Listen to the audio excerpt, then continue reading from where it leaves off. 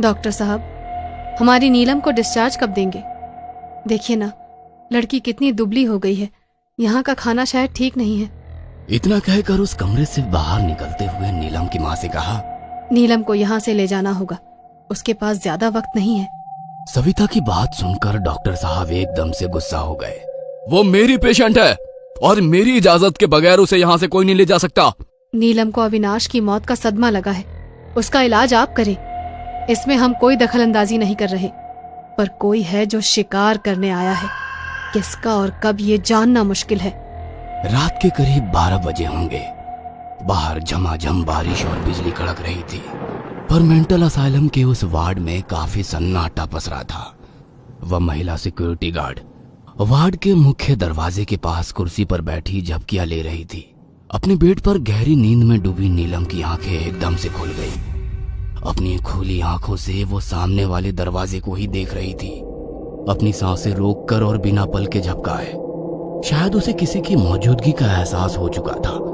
वह जिंदा हजार और थी, पर वो इस तरह बेड पर पड़ी थी मानो वो एक लाश हो। अपने चेहरे को बिल्कुल शांत रखे हुए थी, फिर भी उसकी आंखों में डर साफ साफ नजर आ रहा था। इधर अपनी कुर्सी पर बैठी महिला सिक्योरिटी गार्ड को एकदम से किसी चीज की आहट सुनाई दी। उसने अपनी दाईं तरफ वाले बंद लोहे के दरवाजे की तरफ देखा। ऐसा लग रहा था जैसे कोई उस मेन डोर की दूसरी तरफ है। इधर अपने बेड पर लाश की तरह पड़ी नीलम मन ही मन एक ही बात कह रही थी, दरवाजा मत खोलना प्लीज, दरवाजा मत खोलना। वो लेडी सिक्योरिटी गार्ड अपनी कुर्सी से उठकर दरवाजे के पास जाने लगी। इधर नीलम बस एक ही बात मन में बोले जा रही थी, प्लीज प्लीज दरवाजा मत खोलना प्लीज। वो महिला कर्मचारी बंद दरवाजे के पास खड़ी दूसरी तरफ से आने वाली आहट को सुनने की कोशिश करने लगी। अपनी कमर के बेल्ट पर लगी लकड़ी की लाठी हाथ में सुरक्षा के लिए लेकर उसने दरवाजे की कुंडी धीरे से सरकाई और इधर नीलम ने डर के कारण अपनी आंखें बंद कर ली। महिला सिक्योरिटी गार्ड ने दरवाजा थोड़ा खोला किया और बाहर झांकने लगी। बाहर तेज बारिश हो रही थी, साथ ही में अचानक से जोर की बिजली चमक उठी।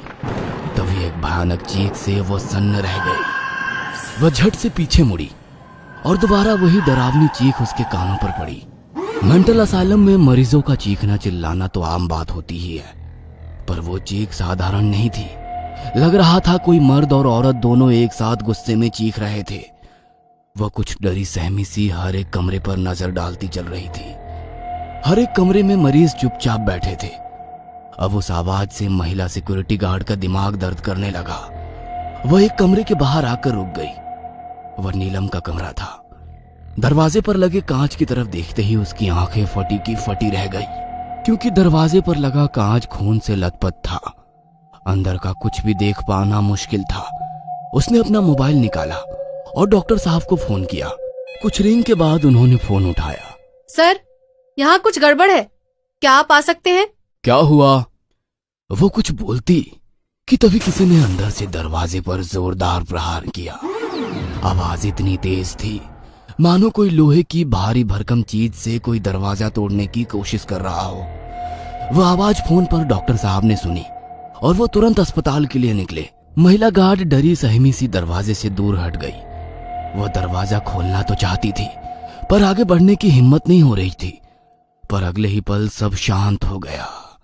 न दरवाजा पीटने की आवाज, ना वो चीखने चिल्लाने की आवाज, था तो एक सन्नाटा, अजीब जानलेवा सन्नाटा। और उस सन्नाटे में डरी हुई महिला गार्ड की सांसों की आवाज।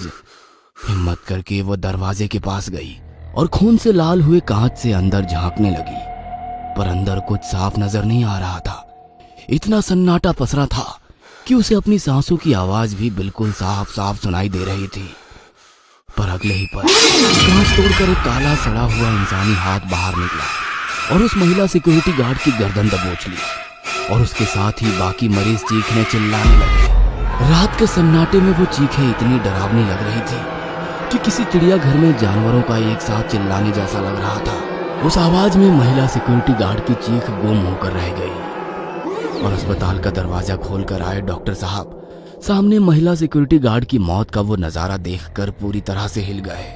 इधर अपने घर में सोफे पर आंखें बंद कर बैठी सविता जी ने झट से आंखें खोली और अपने आप से बुदबुदाई, शुरुआत हो चुकी है।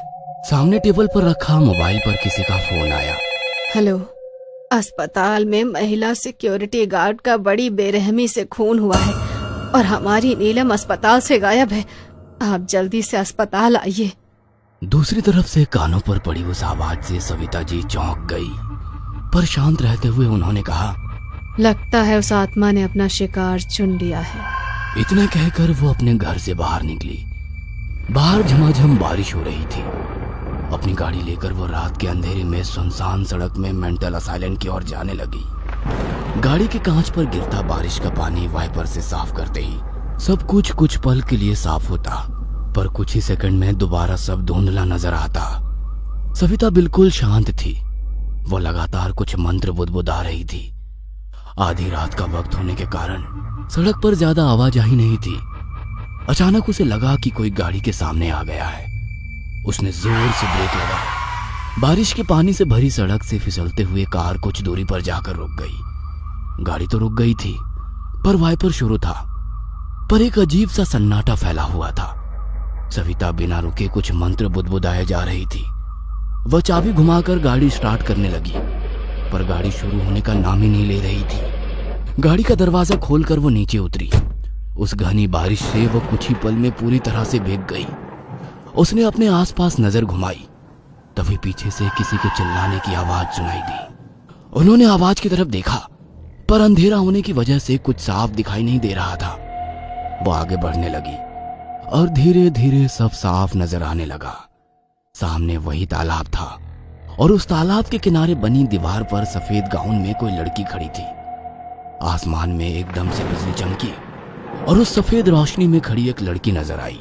नीलम। सविता जी ने प्यार से आवाज लगाई, पर उस लड़की ने कोई जवाब नहीं दिया। सविता कदम बढ़ाते हुए उसकी तरफ चलने लगी और चलते हुए दोबारा आवाज दी, पर कोई जवाब नहीं आया। अब वो तालाब के किनारे उस लड़की के पास जाकर खड़ी हो गई। दोनों तालाब की तरफ देख रही थी। सविता की दाईं तरफ खड़ी नीलम की आंखें एकदम से लाल हो गई थी। खुले बाल चेहरे पर पसरे हुए थे। बारिश के पानी से वो पूरी तरह से भीग चुकी थी।